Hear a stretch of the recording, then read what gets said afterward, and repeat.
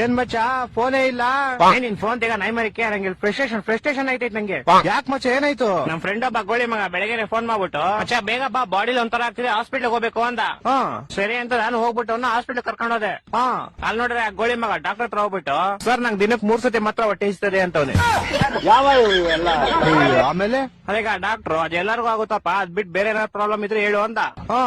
ಅದಕ್ಕೆ ಈ ಗೋಳಿ ಮಗ ಸರ್ ನಂಗೆ ಬರೀ ನೈಟ್ ಮಾತ್ರ ನಿದ್ದೆ ಬರುತ್ತೆ ಅಂತವ್ನೆ.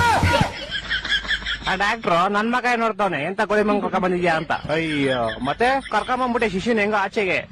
ಆಚೆ ಬಂದ್ಬಿಟ್ಟು ಶಿಷ್ಯ ಹಾಸ್ಪಿಟ್ಲ್ ಎಲ್ಲ ಫುಲ್ ನೋಡ್ಬಿಟ್ಟು ಮಚ್ಚ ಈ ಹಾಸ್ಪಿಟ್ಲ್ ನಂಗೆ ತುಂಬಾ ಸ್ಪೆಷಲ್ ಅಂದ. ಏನ್ ಸ್ಪೆಷಲ್ ಅಂದ್ರೆ ಮಜ ಈ ಹಾಸ್ಪಿಟಲ್ ಹುಟ್ಟಿದ್ದು ಅಂದ. ಅದ್ರಲ್ಲಿ ಏನ್ ಸ್ಪೆಷಲ್ ಐತಂತೆ? ನಾನು ಸೇಮ್ ಕ್ವಶನ್ ಕೇಳ್ದಪ್ಪ. ಮಚ್ಚ ನಾನ್ ಚಿಕ್ಕ ವಯಸ್ಸಲ್ಲೇ ಹುಟ್ಬಿಟ್ಟೆ ಅದೇ ಸ್ಪೆಷಲ್ ಅಂತ. ಒಂದೊಂದಲ್ಲ ಅದ್ಬಿಡಪ್ಪ ಹೋಗ್ಲಿ. ಮಚ್ಚೆ ಹುಟ್ಟಿದ ತಕ್ಷಣ ನಂಗೊಂದ್ ಸೀಕ್ರೆಟ್ ಗೊತ್ತಾಯ್ತು ಅಂದ.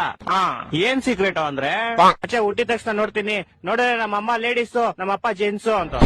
ಹೊಟ್ಟೆ ಎಷ್ಟು ಉರ್ಸ್ತಾವ್ರೋ ಆ ಪಕ್ಕ ನೋಡಿದ್ರೆ